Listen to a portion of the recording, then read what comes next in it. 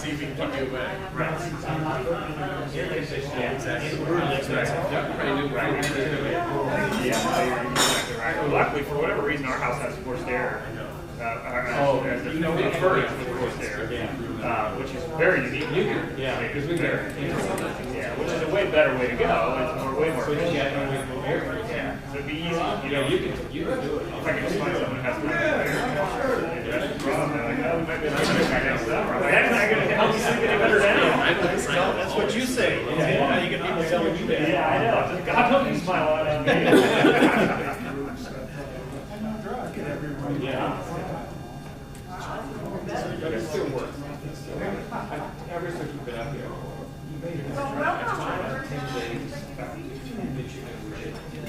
You know, this year might be good. It's like our bedrooms are no.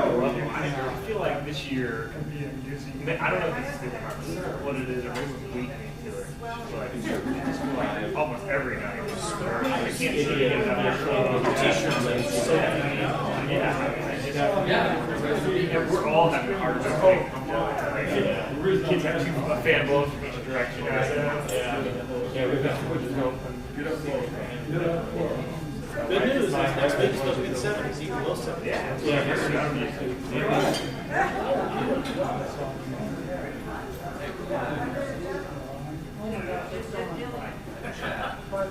That was the place we chatted.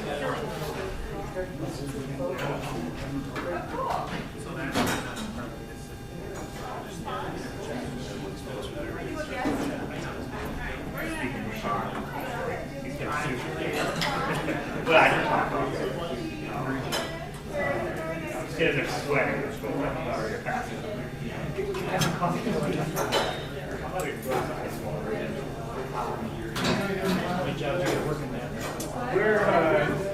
We pretty much start so like we've got some metal work going on, like metal jobs. So we pretty much started sheet job. So I started on a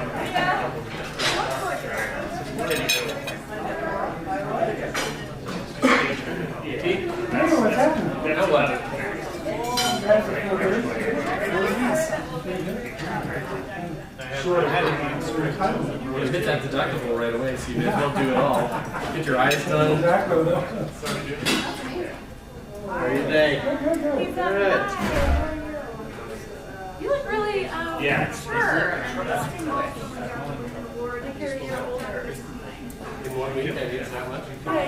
He's mature, is that what you said? yeah, you had a birthday this weekend. Hey, how you doing? Give me a How old? 4 days out in Thailand. You guys are kids. Awesome. Are you grabbing the I am. set to go? Second slide.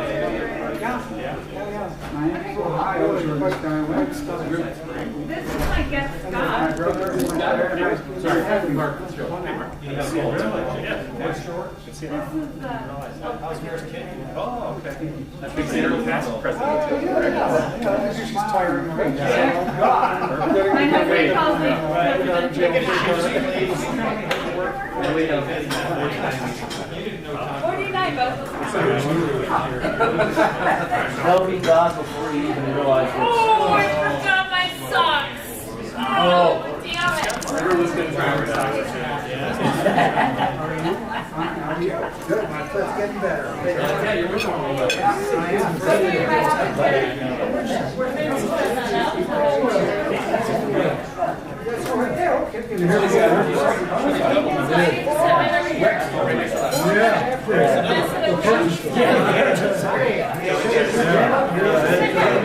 I'm gonna run his laptop.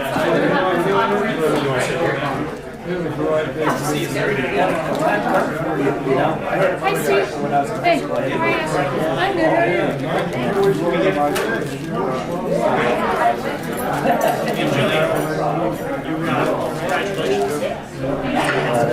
Yeah, I mean, that kind of is pretty nice.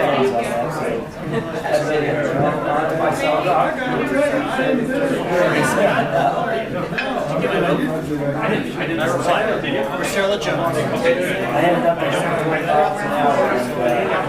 Yes, you did LinkedIn.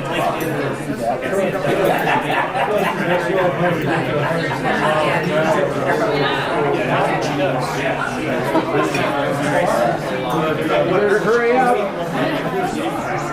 I'm good. Here's one share. Yeah.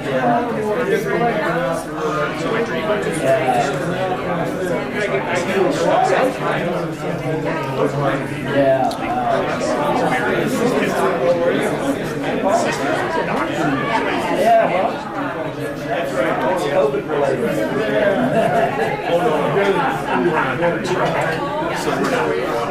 Yeah, this is deal with It's really. It's like your own shit.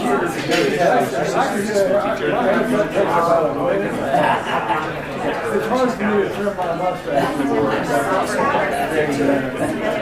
It's just going to be a little more modern. So that's Yes. I'm on time. What's your name? I go to You go by what? Oh, hi. That's easy. I won't forget that.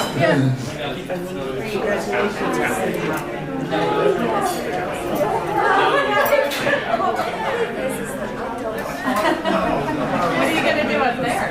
It's going to be an expensive camp for a couple of years. Yeah. It's called Shasta trailer, 62, towed it back. So we're going to park that. I know it's not legal, but there's a lot of alleys and you can't sit there. Park it down there, and we're going to try to get it out there. You're like this,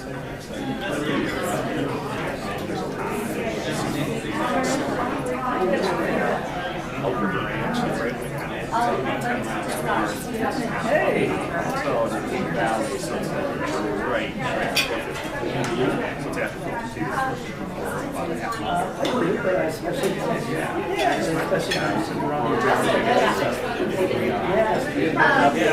hour. And I put off this thing. And I was like,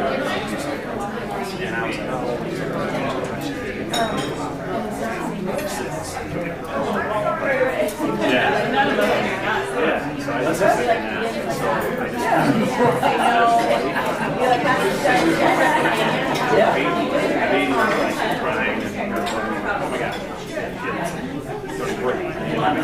Yeah, we don't.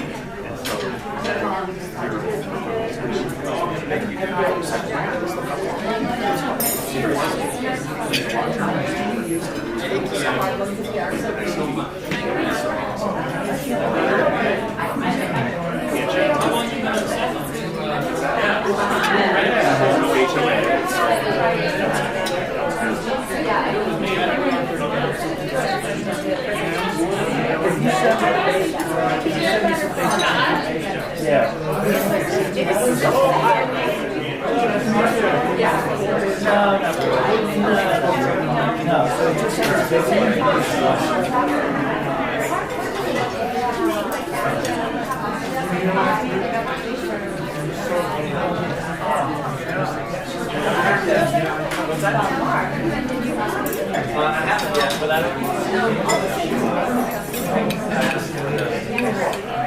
So if I actually just did passion. Yeah, like it is.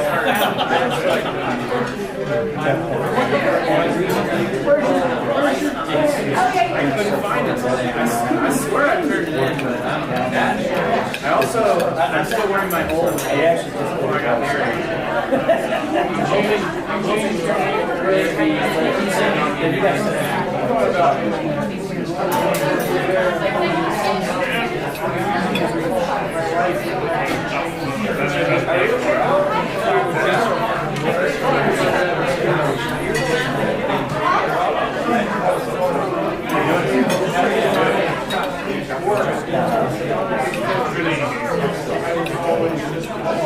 Yeah.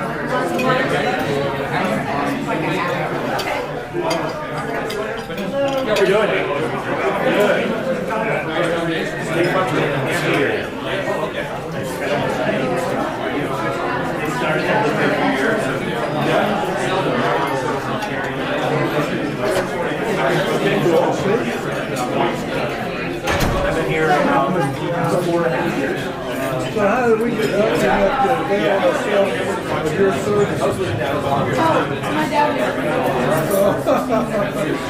My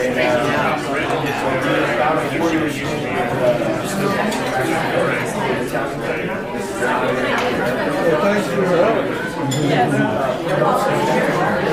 Voluntary or not.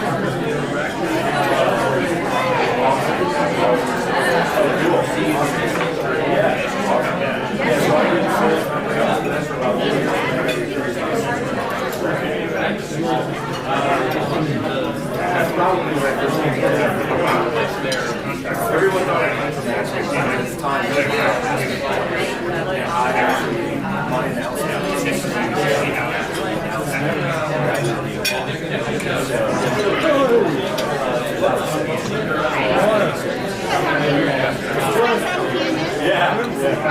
Long time. Nice to meet you.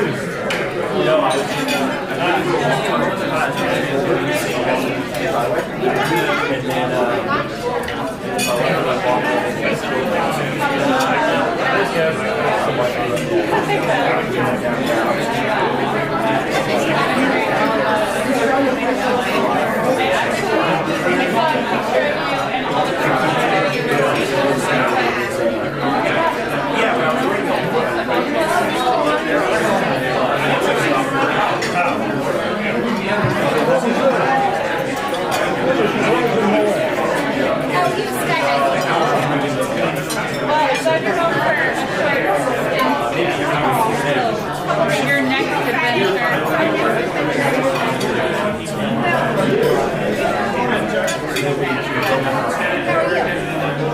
I'm very remarkably well, thank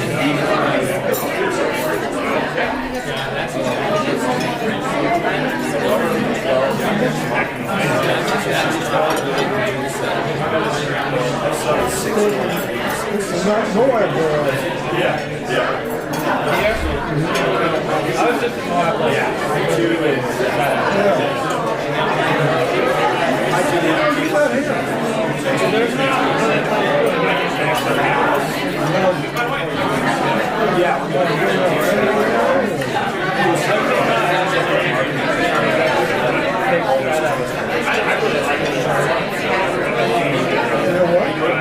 There's a potential there to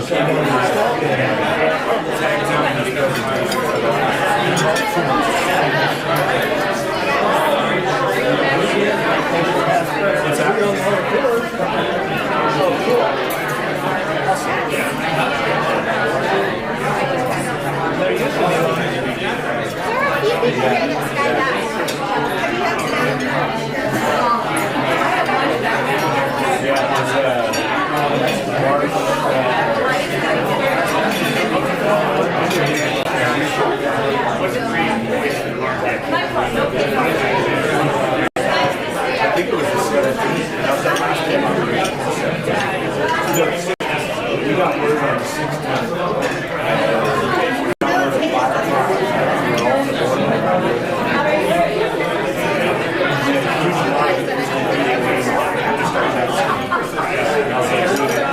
What do we do?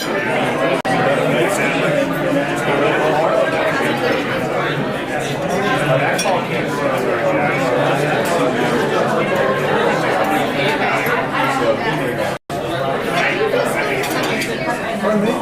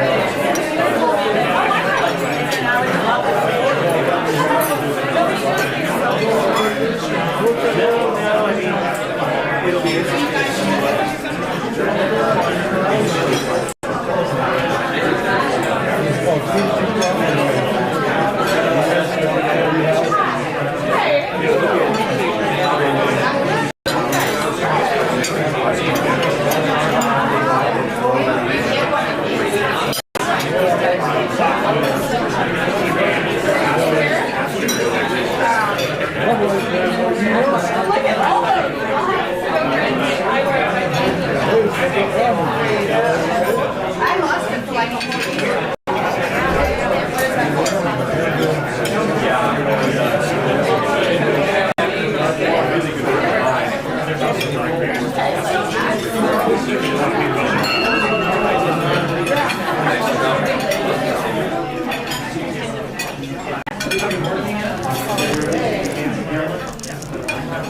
Doing a job center. United States of America, and to the republic for which it stands, one nation, under God, indivisible, with liberty and justice for all. Before we test? The things we say or do, is it the truth? Is it fair to all concerned? Will it build goodwill and better friendships? Will it be beneficial to all concerned?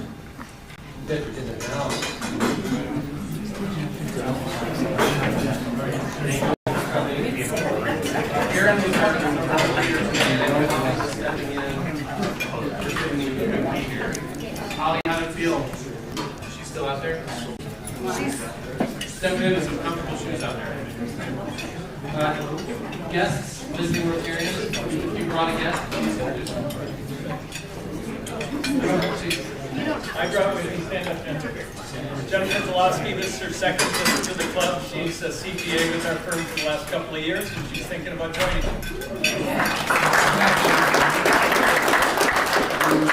have a guest. Donna Lyman, former Rotarian.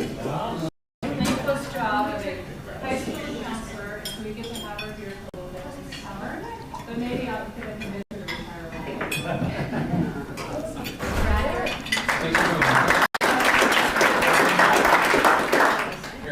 This is Curtis Mays. He's the COO of SOCI, and this is his third time.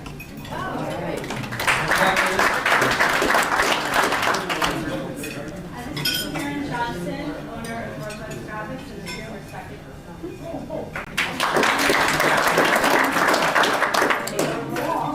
I'm Susie Wilkinson, and I have my son, Camden Wilkinson. He's home for a couple days for school. Thanks, Susie. I'm Marcy Dawson, and I have Keith Hagan.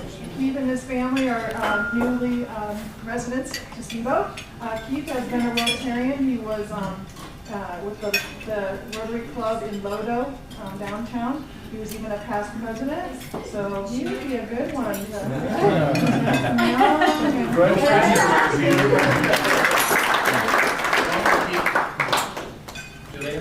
I'm Jillian Morris, and this is Scott Eckberg. We met on an airplane about a year and a half ago, and he said, yeah, one day I want to come join Rotary. And today he sent Cam and I a text that said, is today the day? And we were like, yeah. Is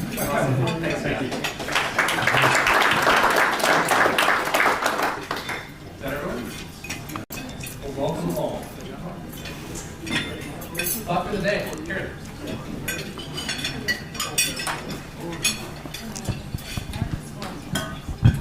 So I have the distinct pleasure of having a niece who's very non-risk averse and has uprooted her life and moved to Nicaragua in order to pay off her student loans so that she can live on $400 a month. So they recently interviewed her about risk, and I really loved what she said, so I'm going to share it with you.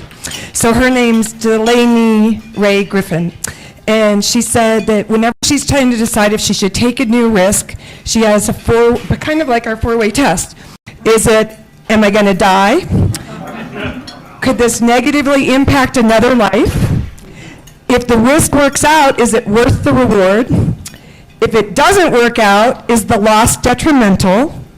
And finally, is the risk based on my efforts only, or does it require the work or involvement of another?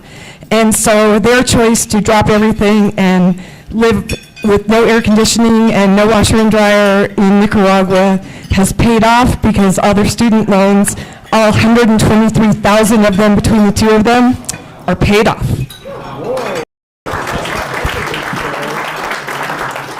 that in mind. Maybe in the second floor, your 5 or 6 way test. Yeah, it's a 5-way test.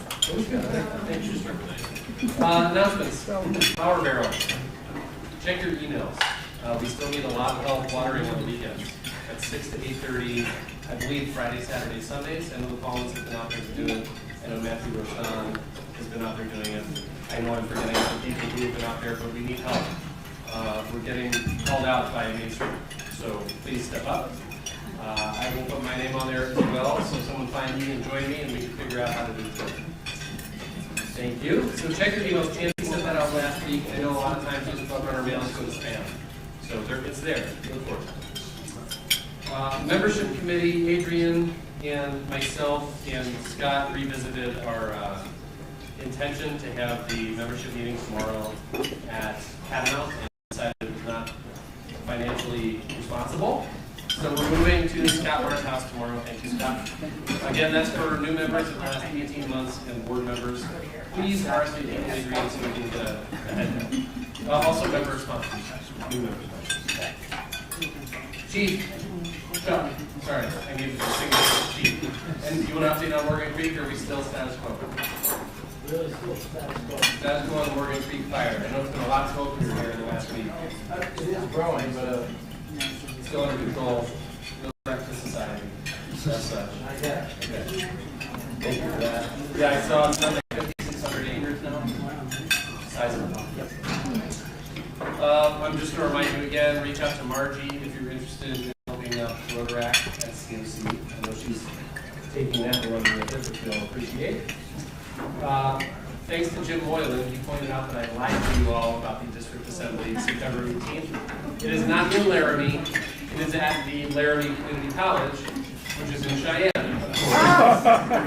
So, thank you, Jim. Laramie Community College in Cheyenne, Wyoming, a bit earlier. So if you're coming, then we can figure out lodging and stuff.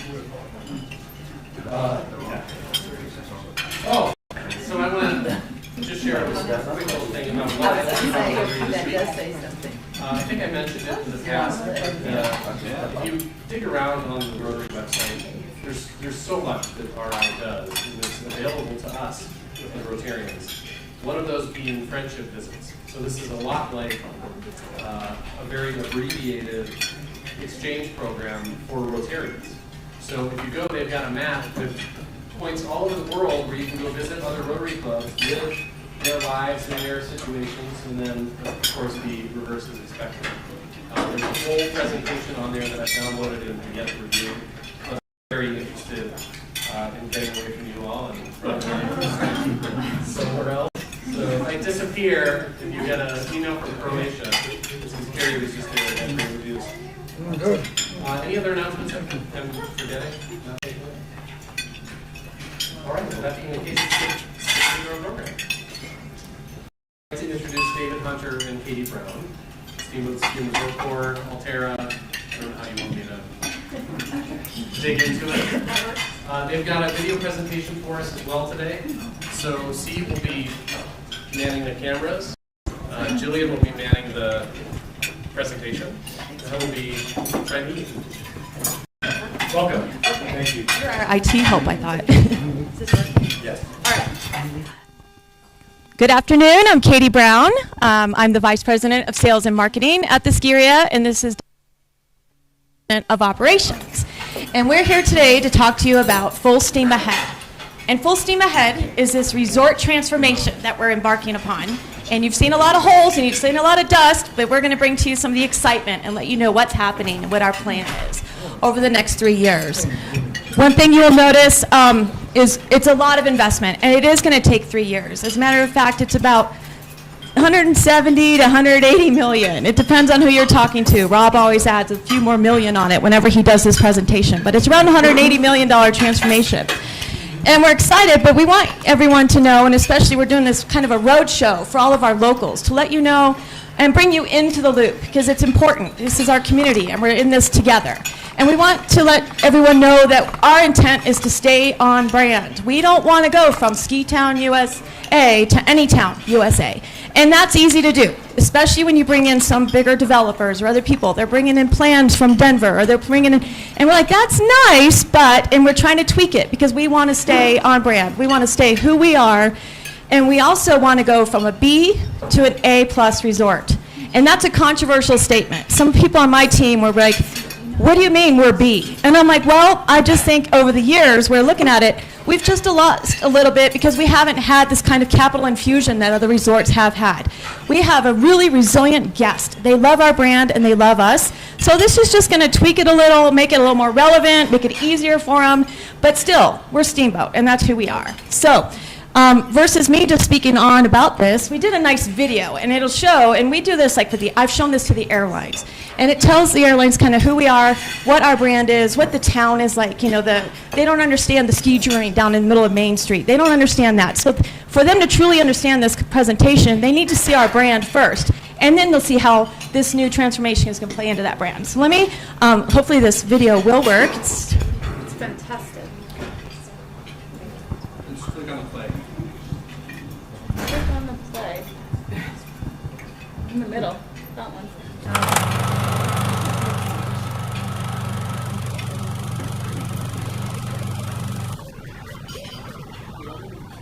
No sound, maybe.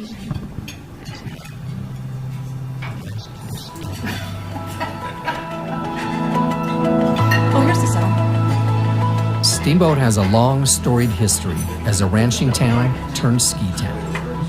From the early 1960s, when the resort consisted of an A-frame warming hut and one lift, to today, with 169 trails, a sparkling new gondola, and a thriving downtown.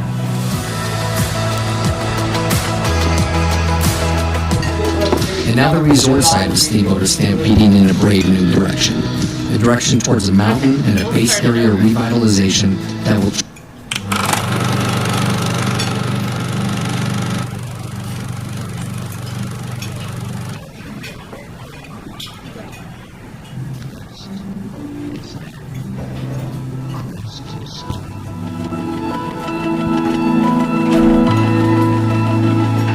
Steamboat has a long, storied history as a ranching town turned ski town.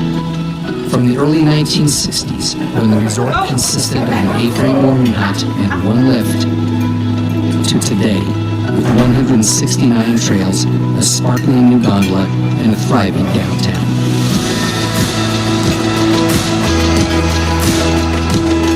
And now the resort side of Steamboat is stampeding in a brave new direction. A direction towards a mountain and a base area revitalization that will How about we skip it? Sorry. Well, it's just not great, but I can tell you. Like, it's transform the experience. This initiative, decades in the making, is being led by a group of world-class partners from around the industry and around the globe. On the mountain, we're installing new lifts and opening more expert terrain. There will also be a new dedicated learning area for beginners. And additional changes will be made to improve flow and reduce congestion around the bottom of the mountain. We also have plans to recreate the base area with a new après ski plaza, new restaurants and bars, and new entertainment options. All of these changes are being made with the goal of improving the entire experience for everyone. While this work, this progress, and this change will represent a renaissance to the mountain area, it will not change our warm friendliness, our welcoming nature, and our Western heritage. We're not changing what makes us special. We're just adding more of what makes Steamboat, Steamboat. Now, with this project, Steamboat can promise an experience truly worthy of the name Ski Town, USA. In the tradition of our pioneering spirit and out of the genuine Western heritage of Steamboat, this is a monumental step, full steam ahead, into the future. Because if there's one thing we've learned as a ranching town, if you don't make dust, you eat dust.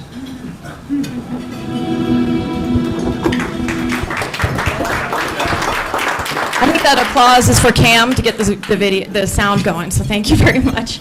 But we love that statement at the end. If you don't make dust, you eat dust. I mean, how appropriate is that? And when we break this out, and go to the next slide, probably. I'm going to talk about the base area improvements, and then Dave will talk about all the mountain improvements.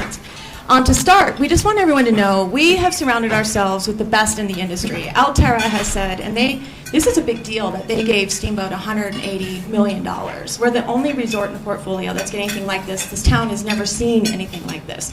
So we're excited because that is a major vote of confidence. And with that, they've been able to surround us with some really great partners. Saunders Construction, Alterra's part of it, Snow Operating. These are just some really big brands within the industry that know their stuff. Full steam ahead is what we're calling it. So we want to stay within brand. And basically, this is just letting you know that we're going to be updating our kids program. We're known for our champagne powder snow. All of our brand is going to be the same. But we're just trying to update the base area to hit the level of the mountain. In the past, the mountain received all the capital. And the base area was kind of a little bit more difficult to get around. I mean, yeah, we've all heard the word, or maybe haven't, you can repeat it, but stairboat, you know? And so we're trying to get it so it's easier for guests, easier for families, because there are a lot of stairs, and it is hard to get around. So how do we do that? So it's really bringing it to that next level. Go to the next one.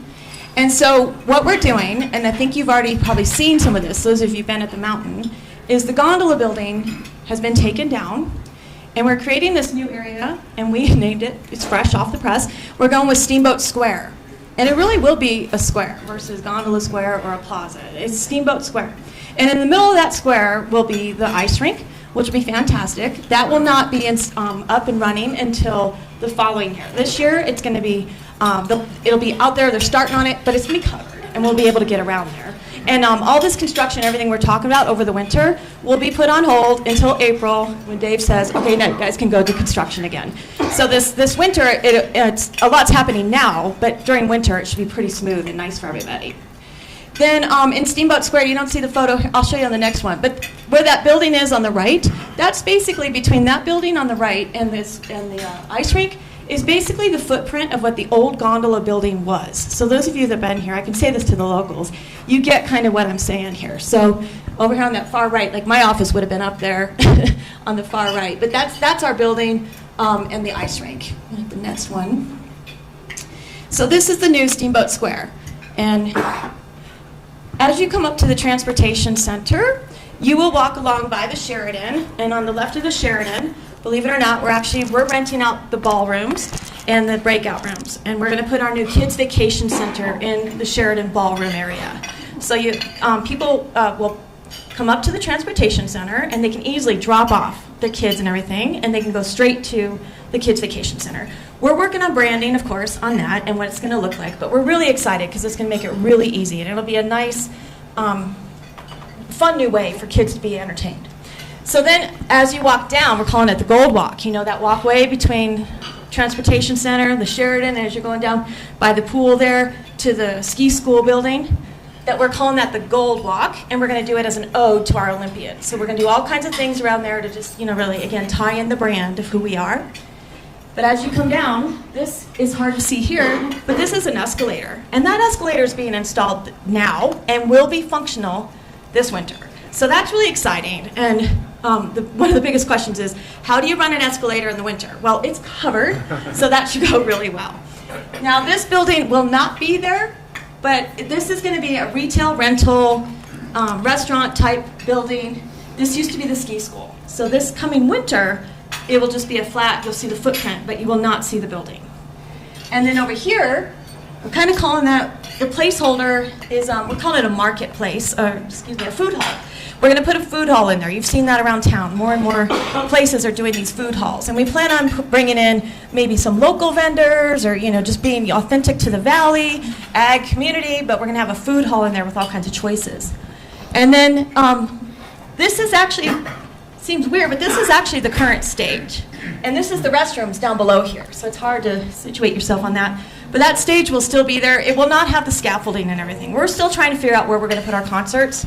We do know that this winter we will be having some of our larger concerts like Music Fest and Winter Wondergrass. We're still in the process of figuring where that's going to go. Most likely over here in this empty footprint. The good news is when you come down that escalator, it's going to be like wide open spaces. And it's going to be beautiful. It's going to be a beautiful view. So we'll see all kinds of differences already this coming winter without everything really being done yet.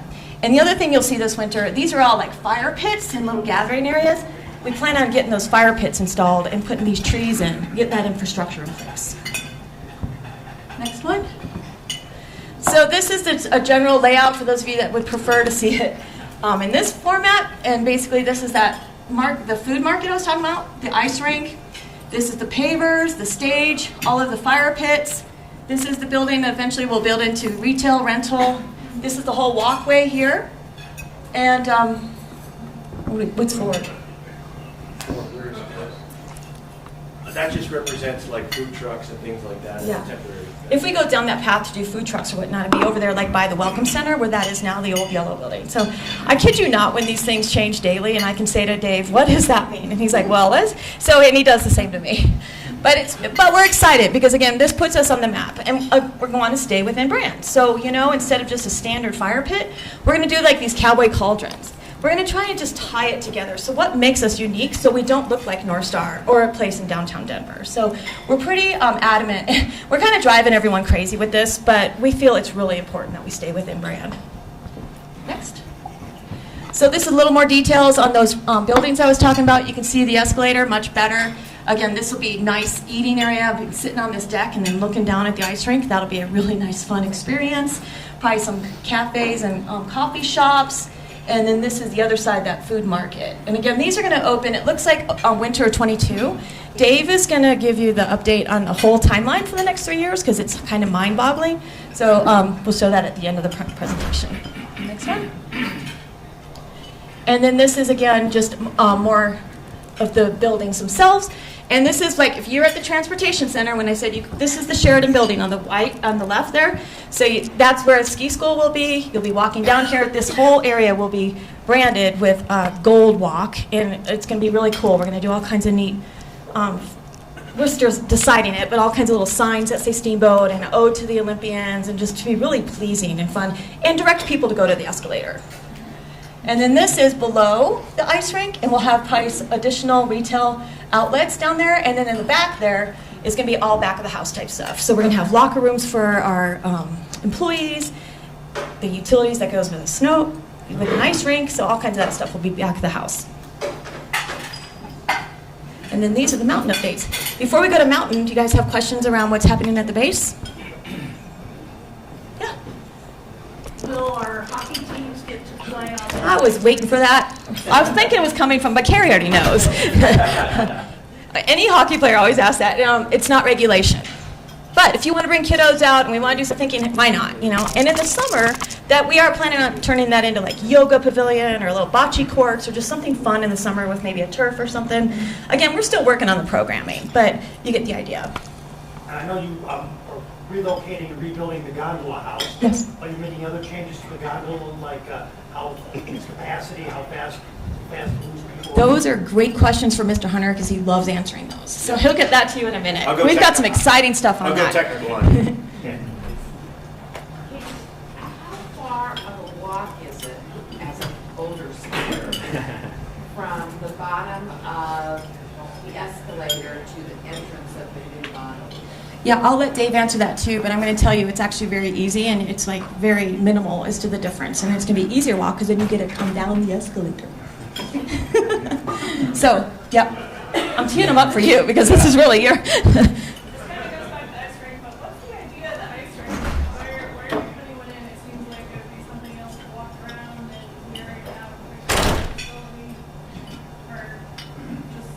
Yeah, you know, it comes from a lot of research. When we talk to our guests, we see what people are looking for and what they want. And ice rink is one of the most popular things that people want.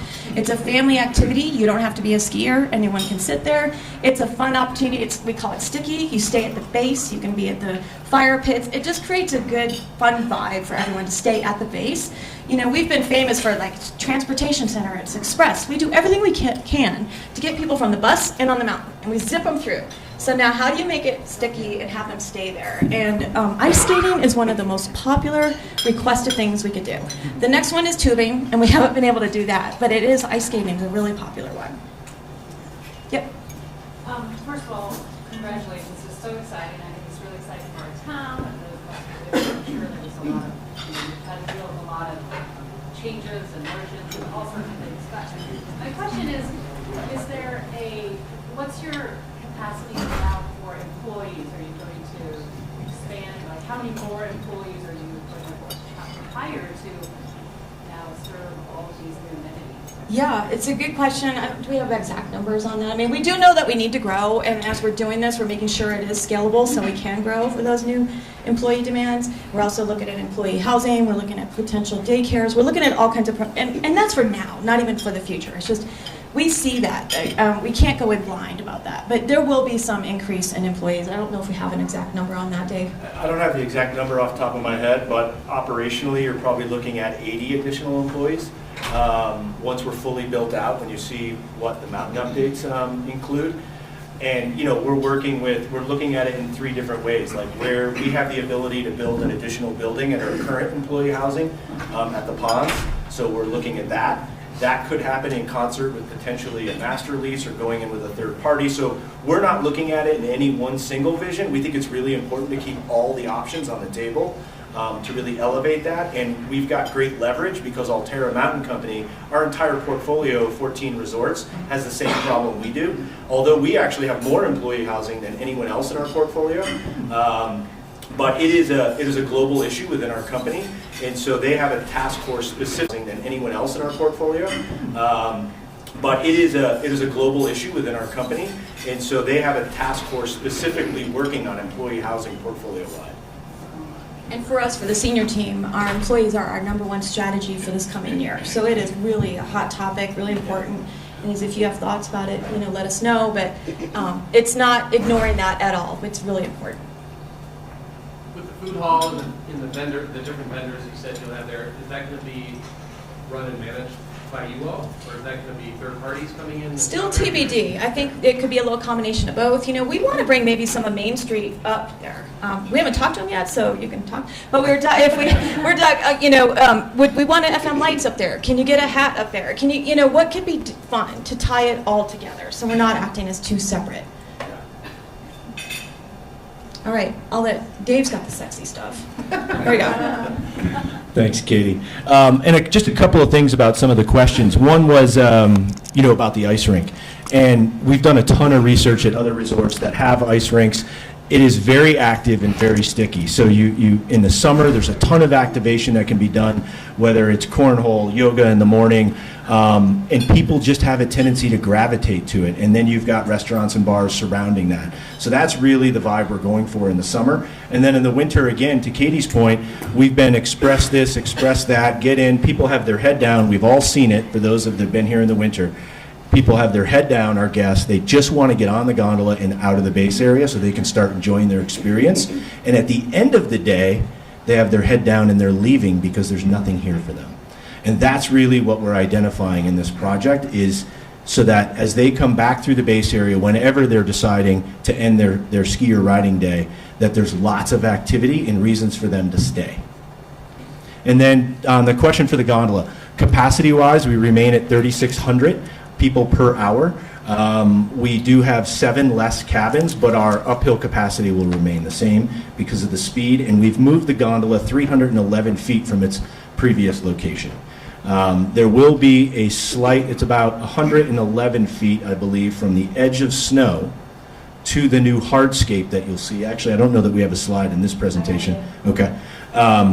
And there'll be a hardscape heat melt where you go through the RFID. It's about 5,600 square feet. It will hold approximately 600 guests, which is a 1-for-1 for what we used to hold in the previous location. So we worked really hard to minimize the grade change and maximize the number of guests that we can hold before we have to go into an overflow situation on a peak day. Yes?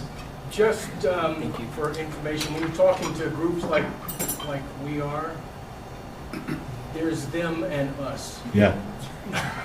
You were saying them. Yeah. But them, us is a part of them. We are all we. He's new. Yes. My grandchildren love the stream that flows through the bottom of the mountain. Please tell me you got to keep that flowing. The screen? Stream. Stream, yes, yes. Yes, now there is, like this summer, there are some impacts to the total length that we can run the stream because we don't want to put water through the construction site. So today the stream drops back in kind of right where the Billy Kid statue is. Next summer it will run very similar to that, but our intent is to continue to operate Burgess Creek. Okay, let's start with the next slide. I'm going to start on the left here. This is kind of encompasses most of all the on-mountain projects, but there's a lot behind it. So on the left, Pioneer Ridge. Pioneer Ridge is a 355-acre expansion that was approved in our 2018 EIS with the U.S. Forest Service. It also included a high-speed quad that represents that red dash line. And what we've done since then is we've entered into an environmental assessment, which we should have acceptance on before the end of this week. It includes taking our operational boundary and moving it in parallel to our special use permit boundary, which sits at the bottom of Fish Creek Canyon. It will be in totality a 650-acre expansion, taking Steamboat from the 5th largest ski area in Colorado to the 2nd largest ski area in Colorado. So that's a big story there. We'll talk about when that's going to occur when I get to the timeline slide. As we move over to the right, you see the Wild Blue Base to Peak gondola. The bottom leg of Wild Blue, when we talk at the resort about Wild Blue, we break it into sections, the lower leg and the upper leg. The lower leg of the gondola will take guests from the base area to what we're calling Greenhorn Ranch, which will be a world-class learning facility, and we'll get into that a little bit more in a minute. The lower leg of Wild Blue was approved in that same 2018 EIS, as well as the Greenhorn Ranch Learning Facility. So this will take our guests from the base area into Greenhorn Ranch, which is all designed around progression. Really important point. When guests come out of the mid-station of the Wild Blue gondola, their never-evers will experience 0% slope. So no slope, just very shallow mini half pipe so that they can start to transition and learn how to ski and snowboard. It then graduates to 5% slope with magic carpets. Then it goes to 10% slope. Then it goes to 15% slope. We will have 5 magic carpets. The Rough Rider platter lift that exists in Rough Rider Basin today gets moved to the south and shortened, so that will also be a lift that will continue to operate in Rough Rider Basin or in Greenhorn Ranch in the future.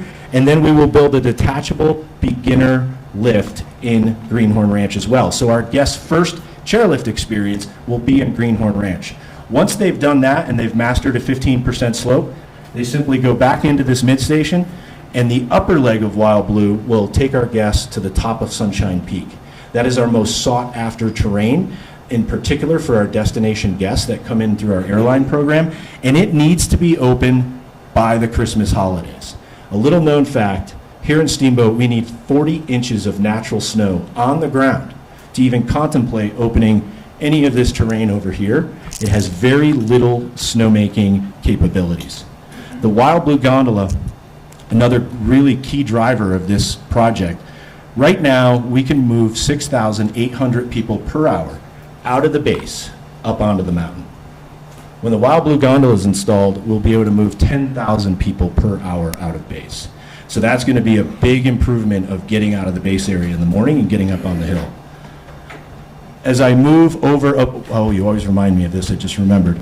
The Wild Blue Gondola will be the longest and the fastest 10-person gondola in North America. It's not an 8-person like the Steamboat gondola, it's a 10-person. It will still have ski racks on the outside.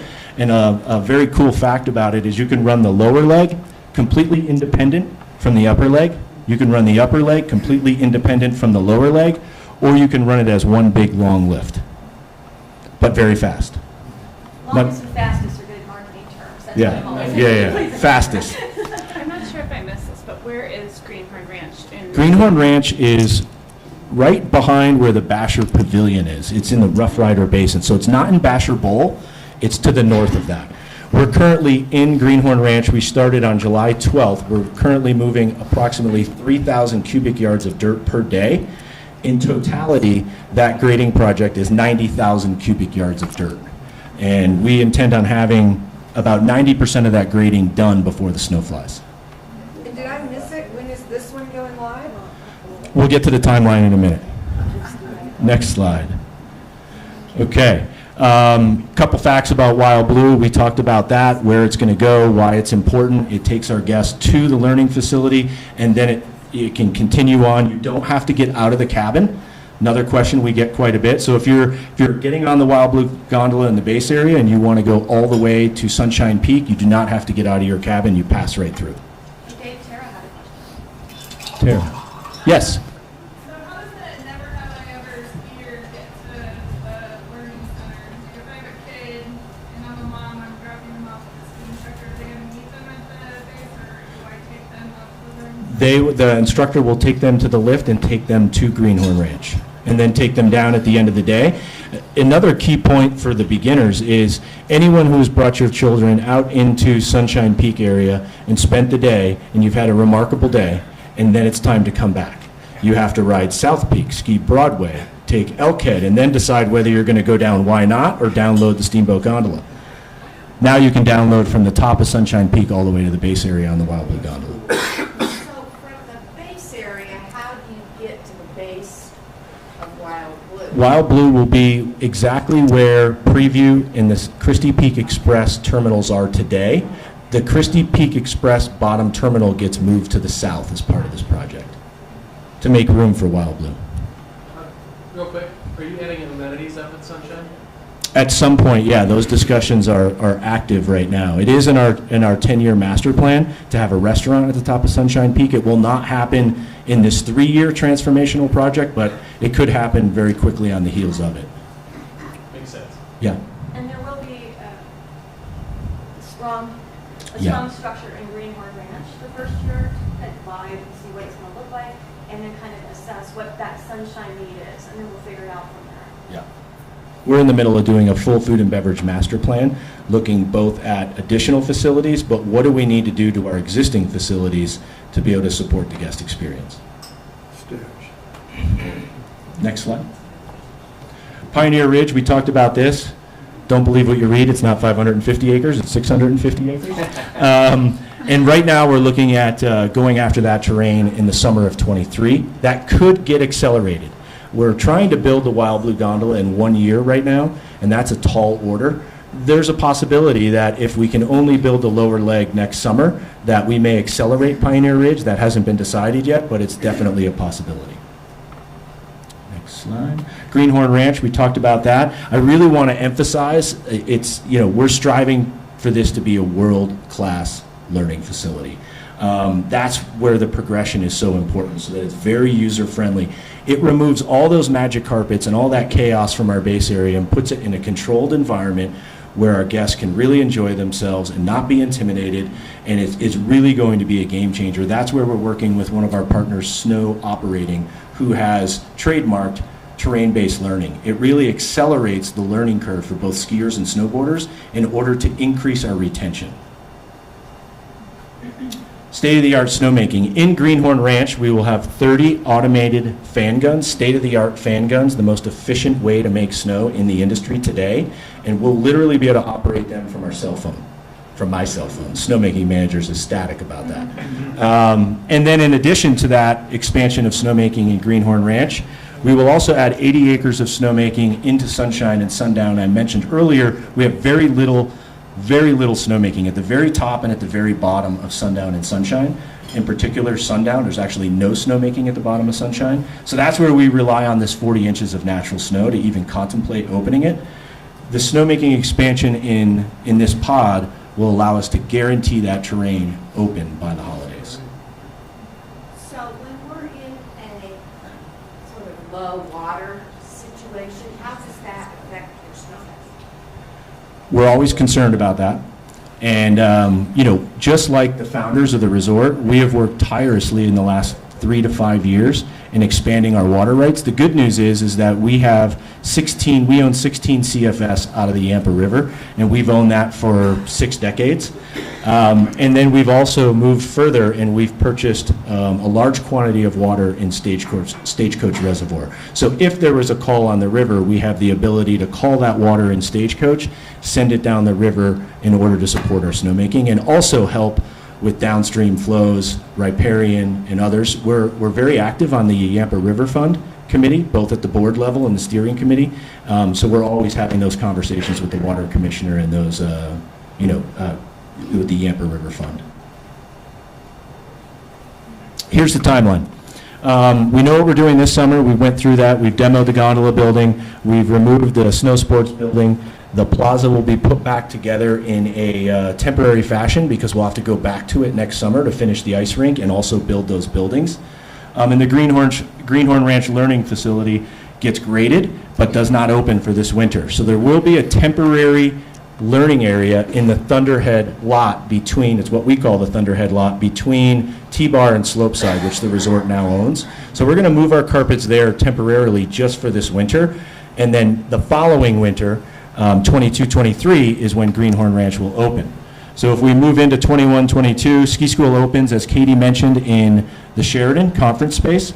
The under plaza or promenade building, which is where Kids Vacation Club previously was, that will be under construction inside and will be completed, and the Gold Walk will open. So that's for this winter. As we move into the summer of 22, this is where my head starts to pound just a little bit. The ice rink gets completed.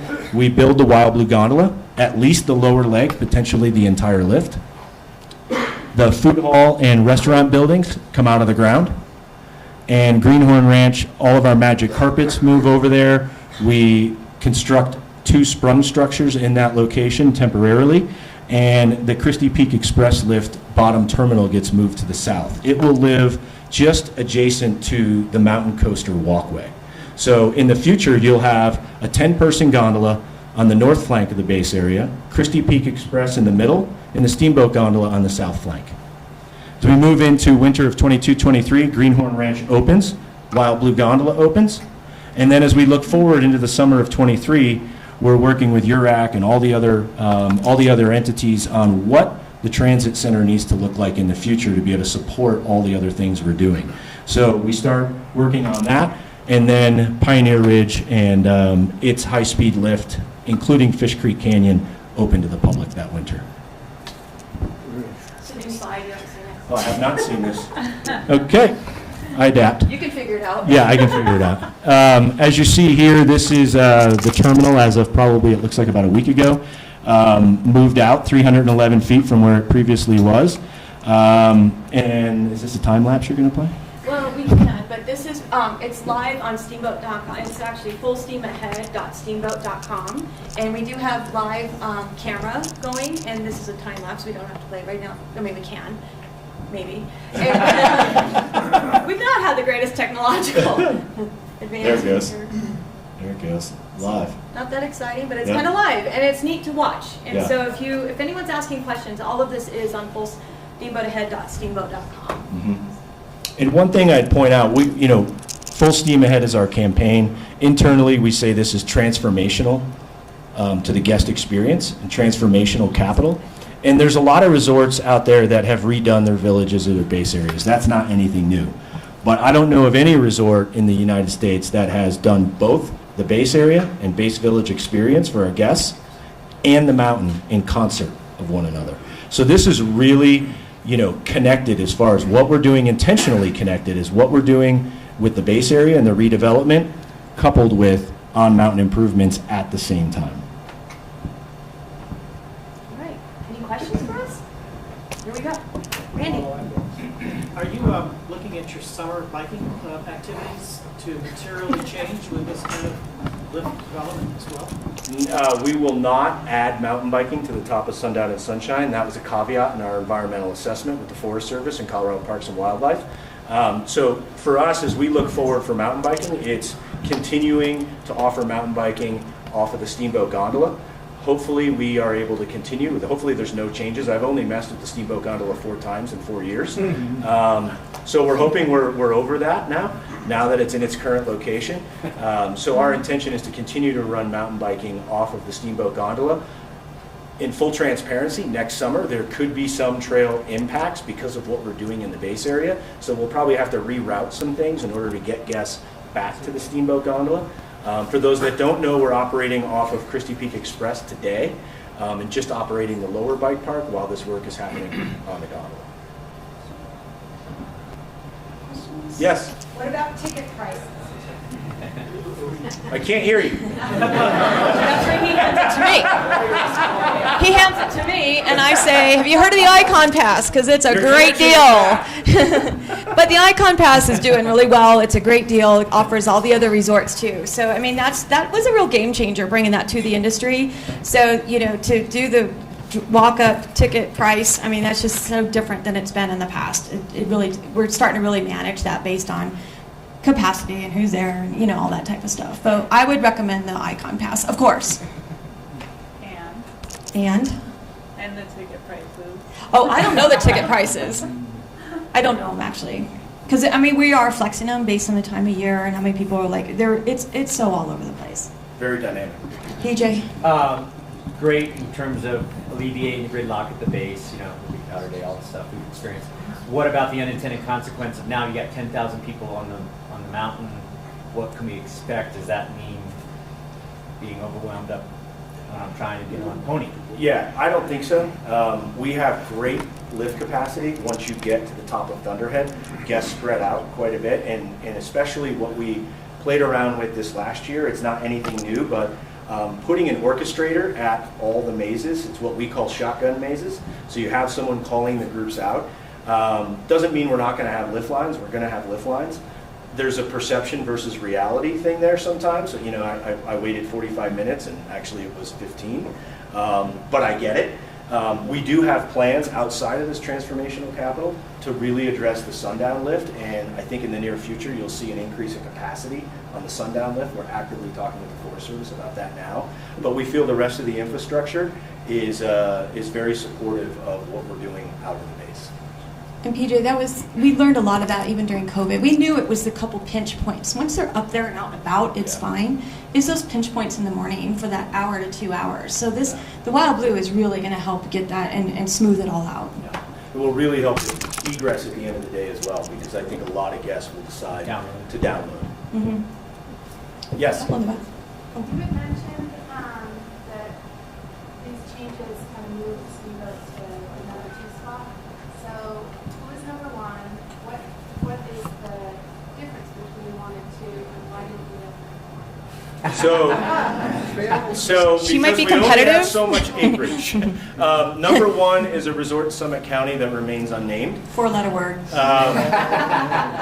And so that resort has a little over close to 6,000 skiable acres today, and we will be at about 3,500. So that's why we didn't get to number 1. But I like your attitude. I don't like being second either. And you guys had one. You had one. Either one of you. Can Larry. you go through the decision-making process that's taking place on the gondola? I mean, from a guy on the outside looking in, it looks crazy that we tore the whole thing out, including the towers, and used the 2 endpoints, and then turned around next year and moved it 300 feet, which was there to do in the first place. Yeah, great question. I feel your pain. So the Silver Bullet gondola had the highest hours of an 8-person gondola in North America. It had reached the end of its life. It had to be replaced. We had no choice. We had to do it then. And at that time, we were nowhere near fully baked on our plan with our ownership and our board as far as what we were going to do and in what sequence. And so we were somewhat forced and didn't want to lose the opportunity. We certainly didn't want to run the Silver Bullet for another 2 seasons. So we replaced it with this new Steamboat gondola in 2019. And then there were lots of discussions at that time as to should we move it out of the building now? Because we're going to rebuild it, and we know at some point something's going to happen here. We just don't know when or what. And the decision was made at that time to go ahead and replace it, and we'll deal with it once we figure that out, because at the time there was some folks that have a lot of influence in our company that thought it may remain in the building and the building may not come down. We may just repurpose the building and, a glass bar around the terminal or a restaurant, something like that. But we were pretty much forced because of the maintenance life that the Silver Bullet had gone through. It had 90,000 hours on it when we replaced it. So it needed it needed to go away, and it needed to go away in the spring of 2019. So yeah, that was a conscious decision and a risk that we had to take. Are you doing anything at the top? What's going to happen with the top terminal? Top terminal remains in the same location. Same equipment? Same equipment, put in 2019. So the top does not change. The only thing that changed was we took the terminal equipment out of the building, purchased a new terminal. A lot of it is 1-for-1, and it gets moved outside. And then I was remiss in not talking about sustainability. This probably should have been at the very beginning. Thank you for adding that slide up. But this is, with the demolition and everything that we're doing, we're really keeping sustainability in mind and as a priority. And so even when the gondola came down, the recycling efforts were crazy. Sarah Jones, thank goodness for her. She had it just, electronics, just whatever. Everything was all organized. What can we do for recycling? And in the future, we are looking at all base area buildings will be LEED certified. We, of course, are looking at energy and water efficiency, as Dave said. We work really closely with all of the community leaders and governmental agencies. And we're going to take the opportunity of the project to educate guests about local environment and sustainability efforts. So we're going to just do more and more as we can with this, because it's hard to do. We've learned this. We thought it would be so easy just to recycle, and that in itself was brutal. It was so hard, but we did make it happen, and it costs a lot, but it's the right thing to do. So Alterra and the ski area have found it to be a real priority, so we're excited about that. Yes. With your timeline, I didn't see the Thunderhead Lodge for next summer. So will that be open again for weddings and sunset happy hour and all of that? Our plan construction will be the other side. Yeah, our plan at this point is to run the Steamboat gondola next summer. Obviously, Christie Peak won't operate as it is this summer because we're moving it and we're installing the Wild Blue gondola. To Katie's point earlier, I want to emphasize it. We're doing probably 5 years worth of work in 3 years. And so we're making a lot of big decisions, and we're moving extremely fast. And in the middle of that, we're trying to finalize and make sure that all of our logistics and our programming are right. So I would say as we get closer to Labor Day, we'll have a much clearer picture as to what work was able to get accomplished this summer and what next summer looks like. But we're having those discussions now. If the Steamboat gondola operates, which it's our intention today that it operates along with the bike park, then the Thunderhead Lodge would get activated. We are still doing weddings and events up there this summer. How did they get there? With shuttles. Oh. Yeah. Okay. Are there going to be impacts to wintertime uphill access? No. Yes. Tara. I didn't see on the 3-year plan anything about parking. Are you guys going to address that? We're increasing capacity, but right now there's kind of an issue with overflow because we're getting more drivers because of the icon test. Yeah, we're having a lot of robust discussions around parking and what that looks like. We've done a very robust parking study. We brought in Walker Consultants and we did a parking analysis. And not to say that we don't need parking for the future. It's definitely a hot topic that we're discussing with all of our partners. Although in 1920, prior to being shut down due to the pandemic, we were seeing some pretty big regular visitation. And I would tell you that one time we ran out of parking. With the agreements we have for overflow parking, it worked well, and we only parked out one day. So I think that there is a little bit of perception and reality there as far as the number of spots we have and whether we're actually parked out or not. But we are looking at, through sustainability and working with the Innovative Transportation Task Force with the city, which I participate on, as well as Sarah Jones, looking at transportation in a holistic manner and working with all the stakeholders in the community so that we don't just do short-term fix after short-term fix. We're looking at it in a much more long-term approach. Yeah, parking and transportation. Sorry. We've got time for one more. Okay. Who's the lucky? Oh, no. What are you going to do now? I thought Randy's hand first. Randy. Any lifts going away? Yes. Yes. Please don't take Bar UE away. Bar UE is not going away. That's for lovers. Yes. Bar UE is not going away. What is? Any? Preview. Preview will come out. Oh, Because yeah. all the beginner terrain will move to Greenhorn Ranch, so preview won't be needed there. The ski run will remain, but the lift will be removed summer of '22. Just real quick, the Fish Creek Falls Valley and Pioneer Ridge, is that Pioneer Ridge? Pioneer Ridge, correct. Is there a direct link to get from, I read Yes. something some time ago that there was potentially a problem. No, the challenge is operationally if you were to open Pioneer Ridge and not have Fish Creek Canyon, it could become a very large unintended consequence. So our idea at the time was to have delineated gates, very similar to what our backcountry users today use, and that would allow folks to get into the canyon in a side country or backcountry manner and set them up for success based on where those gates are located. The key positive of bringing Fish Creek Canyon into our operating boundary is now we can do avalanche mitigation work there. We can rope off the cliffs, we can sign it. And I'm glad you brought this up because a really important message is we don't want to change the experience in Fish Creek Canyon. We're not building ski trails there. We are only removing existing dead or down trees to improve the existing lines that exist there today. And in Pioneer Ridge, it is all gladed. There's going to be no standard 90 to 120 feet wide ski runs, clear cut, in Pioneer Ridge. It's a gladed experience to celebrate what we're famous for, which is legendary tree skiing. And it's an amazing pot of terrain.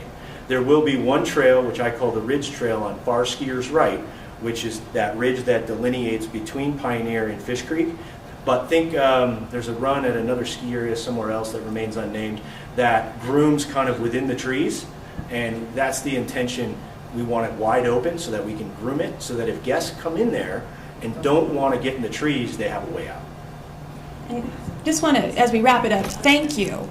Thank you for having us. It's our goal to speak with the community. We are they, we are you. It's all of us, right? So if you would like for us to speak to any other group or someone, within your organizations, we spoke with Steamboat Mountain Village, several other organizations. We're going to do more and more into the fall. And this is going to continue to change. So maybe we come back again in the winter or whatever. But just we want to have these communications. So just let us know. And there's a couple of us that can come visit and have this chat with you. Yeah. So thank you. Appreciate it. Thank you.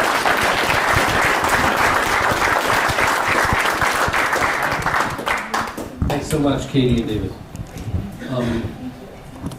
Good news. I believe Ms. Holly Rogers is volunteered. Oh, yeah. She's never been asked to do good news. You know how it works. Here's our microphone. So for our guests and visitors, we do not do fines except for if your phone rings. We do not do fines in this club. We do good news. All the money collected goes towards scholarships for high school students. And what's the number we gave away this year? Last year? Something like $14,000. So we're rolling. So we need money, but we need more. Yes, school's only getting more expensive. Yes, Carl Gills is also taking, if you want to put it on your credit, your bill, Carl will take that information down. And just still on sabbatical. Carol. Well, I'm the Carol Johnson. I remember when you told me. I put in $10. This is just for Holly for doing this today. Good. Atta girl. I'll put in $10 because Holly sent me a text after last week and said, "You did ask me to do it last year, and I told you no." But it's on Zoom. That doesn't count. But I said my whole year was on Zoom, so it better count. But I was also wanting to put in some money because Tinsley Wilkinson reached out and asked permission to attend RILA, signed herself up, went to it this weekend, and said she loved it. So I'm so proud of her and taking the initiative and making that happen. And I know we all know who Jim Name is. I want to remind everyone else to please say your name as you stand up. Oh, yes, say your name. Jim wants me to find you. That's from Ron Paul, and I would like to put in $20. My good news also was that Tinsley did RILA on Saturday, and she was really excited about it, and it had some great speakers, and she really hopes that she gets the opportunity to go in person possibly next year. And we are leaving Friday to go river rafting on the Grand Canyon for 18 days with my family and 16 people, so I won't be here for a couple weeks. Jeremy, and I went around the sun again. Happy birthday. Here you go. Better late than never, Jerry. Yeah, right. Holly, I distinctly heard you say no last week. I'm glad you changed your mind. I'll put in $10. Carl Gills.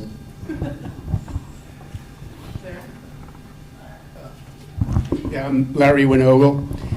My good news is, if you've looked at my forearms recently, I do not have leprosy. I have a 3.5-month puppy by the name of Rowdy. And I wish I could take credit for it, but Rowdy can retrieve the tennis ball with 100% accuracy and lay it at my feet. And I'm so elated about that. So I'm Karen Schneider, and at 1 o'clock today, 19 years ago, Jim and I got married. And at 1 o'clock today, 21 years ago, we had our first date. So put me down for 40. Congrats.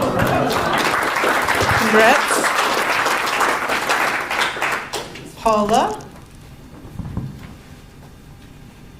Paula Black, money in. Congratulations on your first time. I hope it was good for you.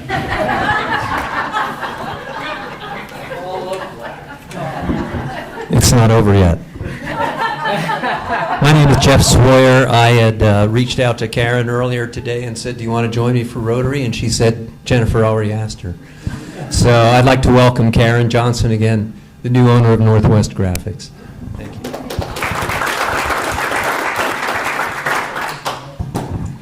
Well, apparently my phone went off again, so I'm going to take this opportunity to speak a little bit. It's been a while. I think that's $50, right? Oh, yeah, Heather Martin. So the reason my phone keeps going off is because about 3 years ago I had a phone that worked perfectly well except for the ringer. So if you go onto your phone, there's this little toggle that you can make emergency contacts that it will ring no matter what. So there are still contacts in my phone that ring no matter what, and that always seems to happen to me during Rotary, and I wouldn't bring my phone into Rotary except that my 10-year-old is home alone. So do I get a little sympathy? Yeah. Okay. So good news. It might just keep. I'll just probably pay like $1,000 in good news issue. I don't know. School will start soon, right? But good. I'm going to try to turn this into good news. I am building a house in the middle of a pandemic. I think that's good news, but I really have yet to find that silver lining. So someday I'll move into my house. Someday, Carl, I'll be your neighbor. I don't know when, but someday. Anybody over here? We love it when guests participate. Well, I have like 10 years of catching up to do, but I put money in the hat. It's actually, I brought Donna Neese, formerly Wyman. But anyway, when I was in the club, I brought one person into the club only, and that was Steve Hitchcock. And it's his birthday today, so there you go.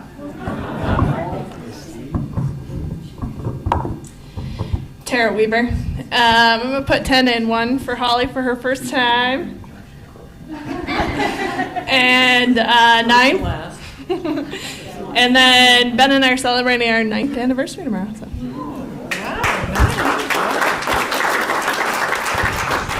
The last 9 years ago. Anybody over here?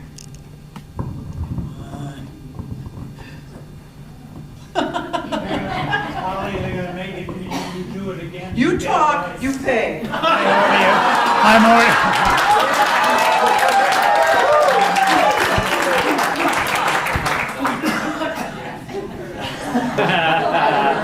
Holly, you can do good news anytime.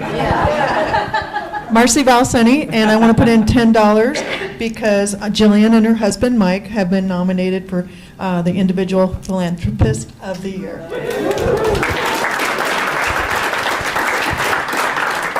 We done? Thank you, Holly. Good job. Good job.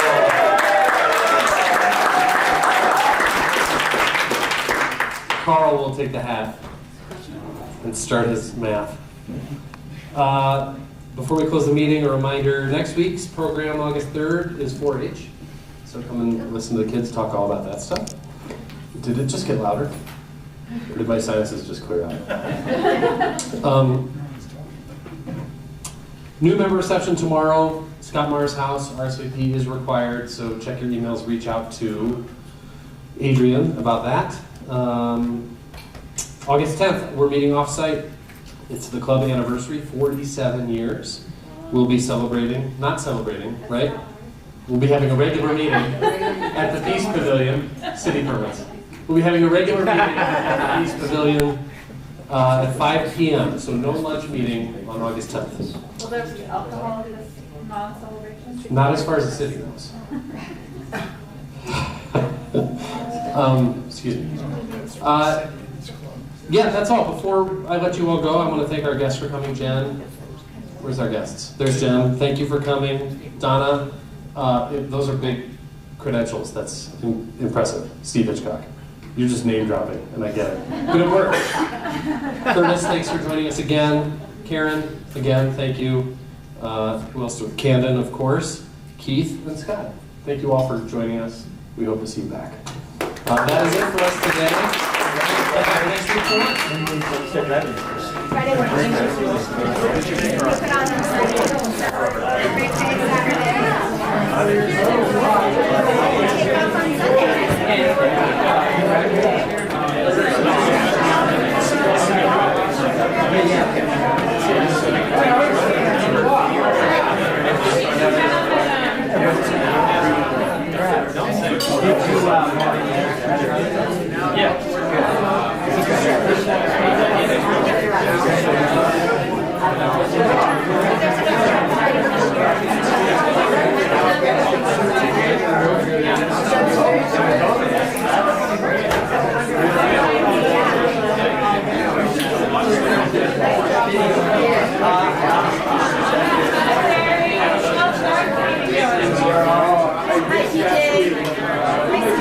Okay, so I'm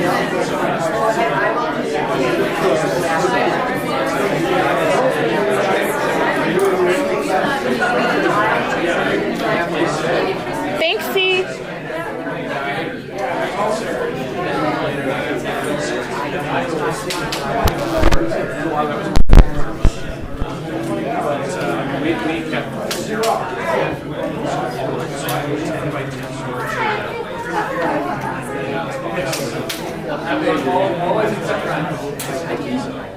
If you're right.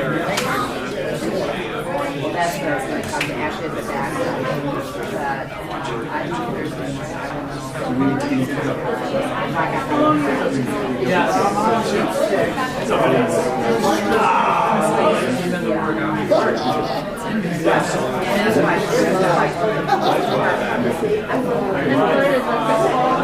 I thought they were all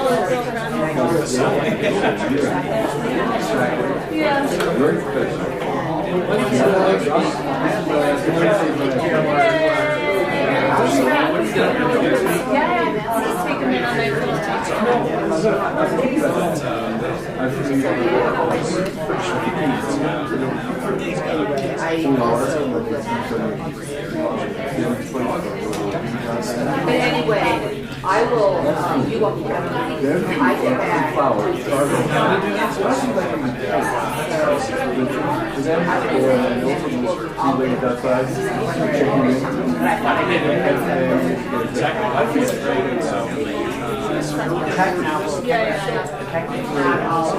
I love it. Great idea. I just have an address. Yeah, here's us.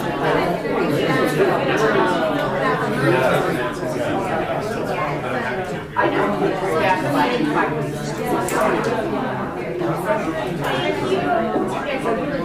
Get a show again.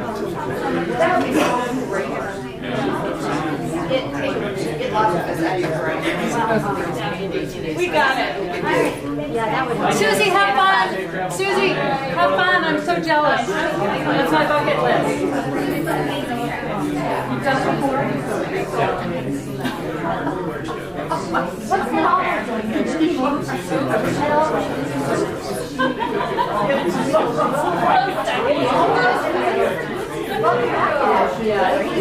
How long have you been here? Okay. My first meeting here.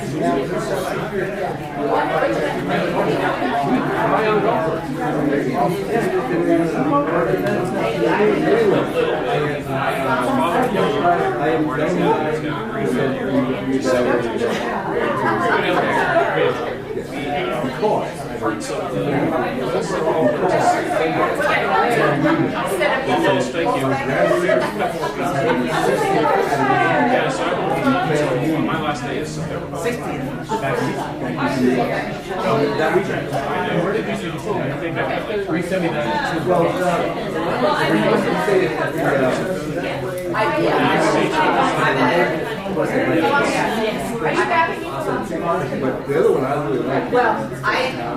what I'm going to do.